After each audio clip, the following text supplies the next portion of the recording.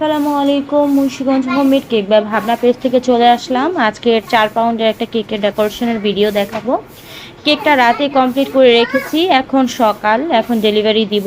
কারণ আমি কাজ সবসময় রাতে করি এবং সকালবেলা ডেলিভারি করে দিই। আর এই কেকটা অনেক দূরে ডেলিভারি হবে, সেই শ্রীনগর। তো শ্রীনগর সনবাড়ি, যাই হোক আপুর কেকটা যাবে অনেক দূরে, ডেলিভারি চার্জও বেশি।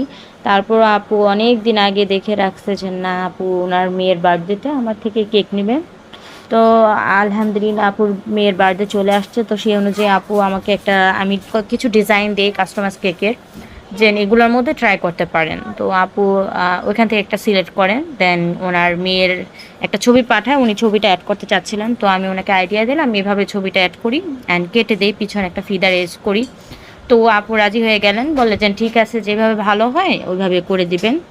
তো কেকের কালার কম্বিনেশনও সেম আমি ওই ড্রেসের সাথে ম্যাচ করে রেখেছি। আমার কাছে খুব ভালো লেগেছিলো, এই ধরনের নতুন নতুন কাজ করতে ভালোই লাগে। আর কেকটা ছিল 4 পাউন্ডের, ভ্যানিলা ফ্লেভারের। আপনাদের কাছে কেমন লেগেছে অবশ্যই জানবেন।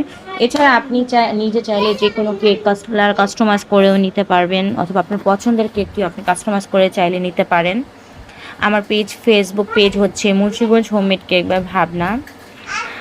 আর কাস্টমাইজ কেক বলতে এই তো, আজকের কেকটাই আপনাদের কেমন লাগলো অবশ্যই জানাবেন। এই কেকটা এখনও করি নাই, এই ফার্স্ট টাইম করলাম, তাও আবার 4 পাউন্ডের মধ্যে, আলহামদুলিল্লাহ। এখানে 6 ইঞ্চির মোল্ড ইউজ করেছিলাম। উপরে আপনার 1 পাউন্ডের প্লাস গেছে, প্রায় কি বলো এটাকে, 1.5 পাউন্ডের কাছাকাছি ছিল, একটু হাইটের মধ্যে করেছে উপরেরটা।